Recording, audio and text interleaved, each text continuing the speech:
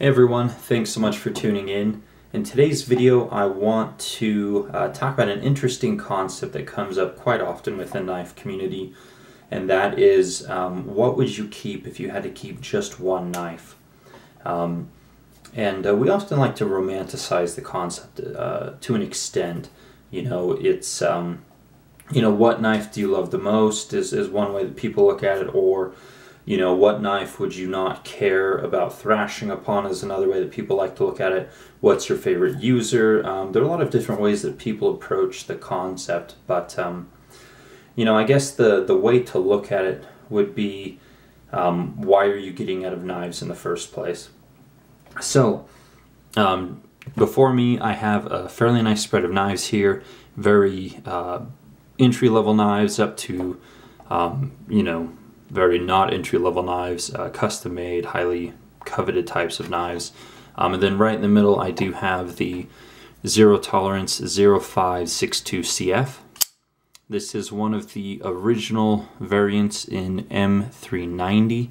They are made in CTS 204P now, or 204P, which is analogous to the M390 by and large, but as a collector I did want one in M390 simply because I've got the sickness. So anyways, this would be my choice, but let's delve into it a little bit, just kind of as a fun concept video. So there are one of two reasons that I think you would say I'm just going to keep this one and get rid of everything else. The first is, of course, something catastrophic happens, your house burns down, you get in a car accident, insurance companies jerking you around,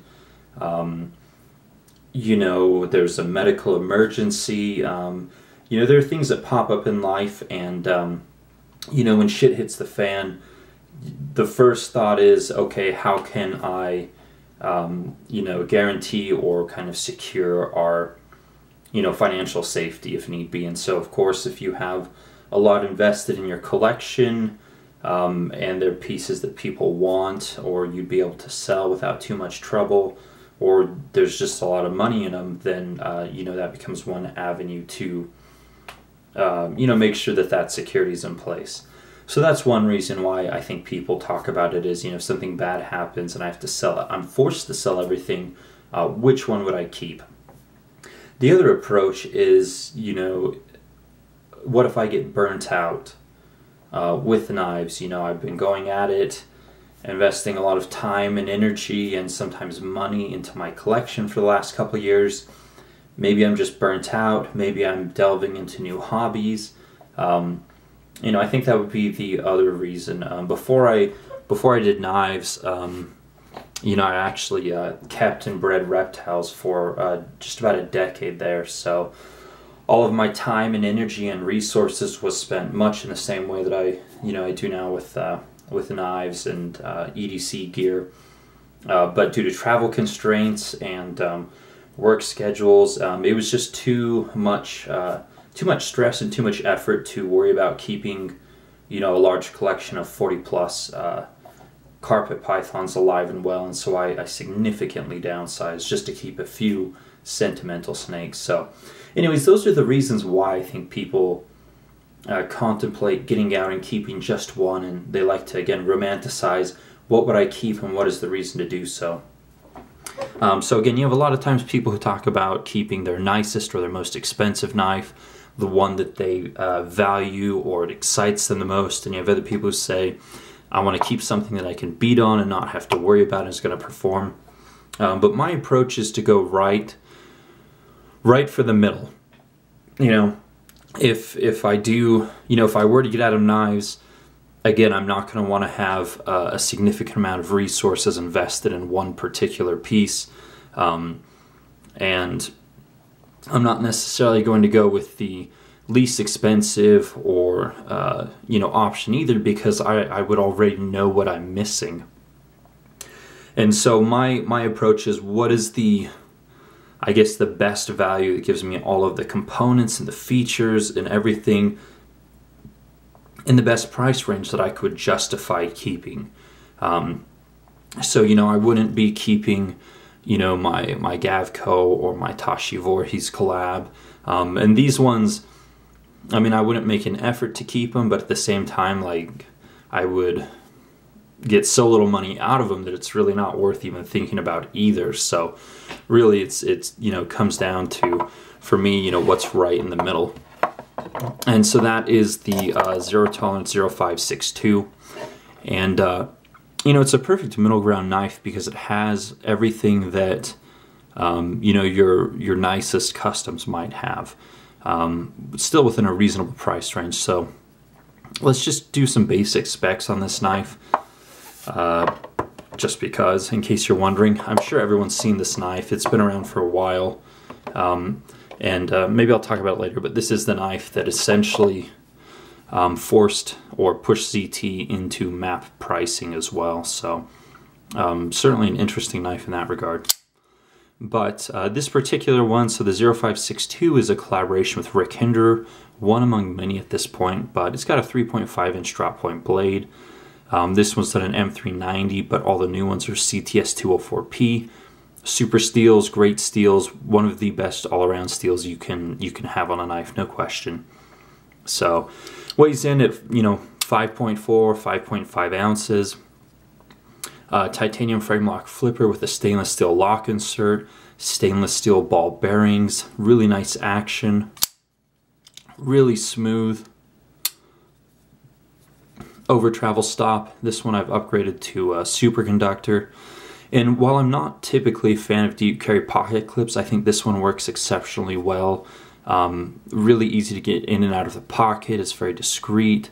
You don't have to worry about pinching it, you know, on your clothes when you pull it out. It's a really, really good deep carry clip, and that is of benefit at times when, you know, I think the best example is I had a meeting at a children's hospital for my, it was actually for my graduate project, finishing up grad school. And so I knew I was going, I wanted to carry a pocket knife because I always do, but I didn't want something, you know, hanging out of my pocket at a children's hospital.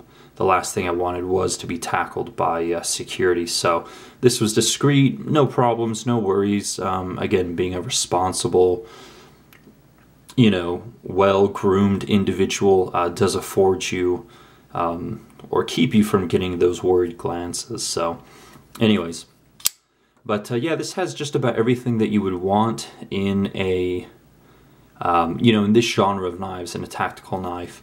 Really nice action, great hardware, excellent fit and finish, an excellent warranty that's US based if you ever need to send it back. So, you know, for all those reasons, it does all of this at $240. So in terms of price, very middle ground, not the cheapest, definitely not the most expensive, but just kind of an all-around, does everything really, really well type of knife. So that would be, you know, the reason I think if I had to get rid of everything but one, it would be this one. I know that the steel would hold up really well for daily use. You know, it's slender. It comes in at, you know, less than half an inch thick. It's comfortable in the hand, has nice jimping, just does everything really well. You know, not to say that it excels at everything. You know, there are knives with better action. There are knives with nicer, more exotic materials, but in terms of all around, does everything well, does it for an excellent price point. It's really hard to beat this knife. So, who is it, Derek at Knife Ship Free, he often tells people, you know, up to about $250, you're going to see incremental increases in materials and fit and finish. And after $250, then you are paying for other things such as exotic materials, exclusivity,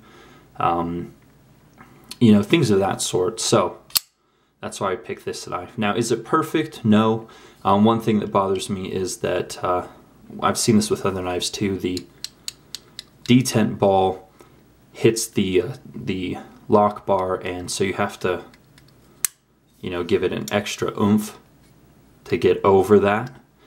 So, you know, one thing they could do is put a small notch in, or a ramp essentially, such as other companies and other makers have done, and that way when it's closing, when you disengage it, it doesn't snag.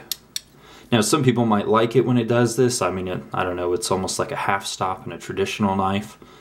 Some people don't like when they fall freely, but I do. So, yeah, excellent lockup. I mean, it's just a really, really well-made knife.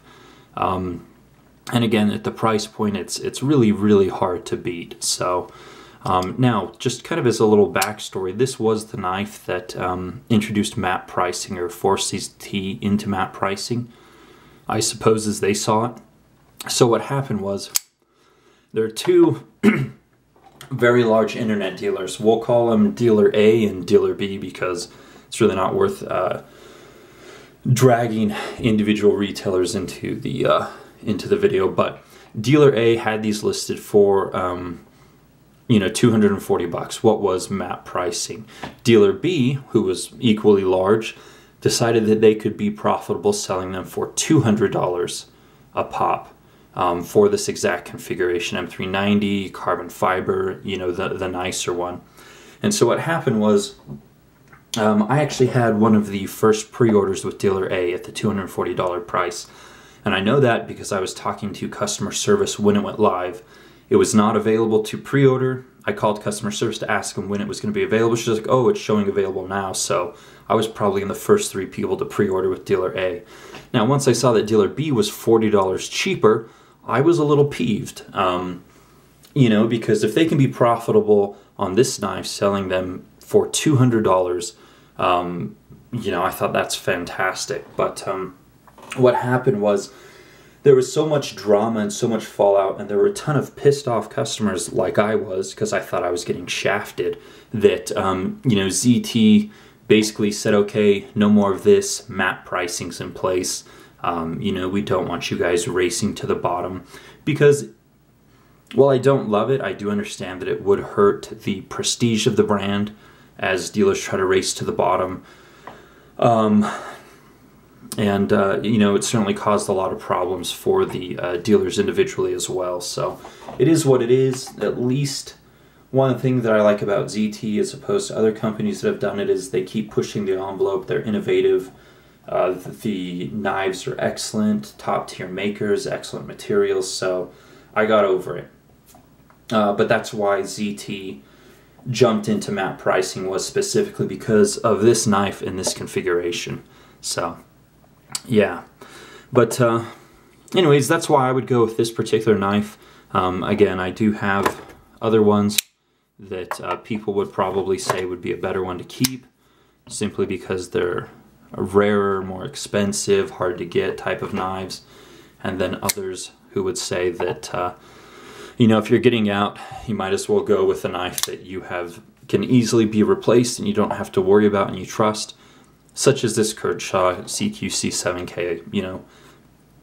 If I was in such dire straits that I did get stuck with maybe this knife only, I could be happy with it, I think. So, anyways, let me guys know what you think would be your one knife. If you had to get rid of everything but one, would you go the approach that I'm going to keep my nicest one, or my most coveted, or my most special knife?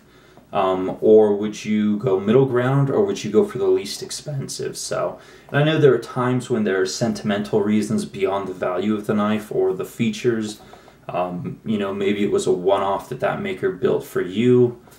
And there's no way you could part ways with it, and that I totally get. As far as my snake collection, the 2 that I kept was, one of them was the only green tree python that survived out of a clutch of 6 eggs. All the other eggs went bad, and so that one was quite special to me, even though he's an evil little bastard. And then the other one was one of the first snakes that I purchased, and he's gone with me to preschools and second grader classrooms. I've done educational presentations with him, so I have incredible trust in the animal, and he bred some really nice clutches for me. He sired them, so those were both sentimental reasons that I kept like those snakes. But anyways, just analogous to sometimes there might be a situation when the emotional value of an item supersedes any of the other features. So yeah, again, let me know what you think. Do you agree with me in my assessment of the 0562? Would you keep that knife if it was middle ground in your collection? But yeah, I'd love to hear from you guys, and hopefully you enjoyed the video. Again, just trying to branch out, bring something a little different than just the standard, individual reviews, but I do have a number of those left in the queue here to get to. But yeah, I hope everyone is staying safe, and thanks so much for watching. Give me a thumbs up, subscribe if you haven't subscribed yet, and take care.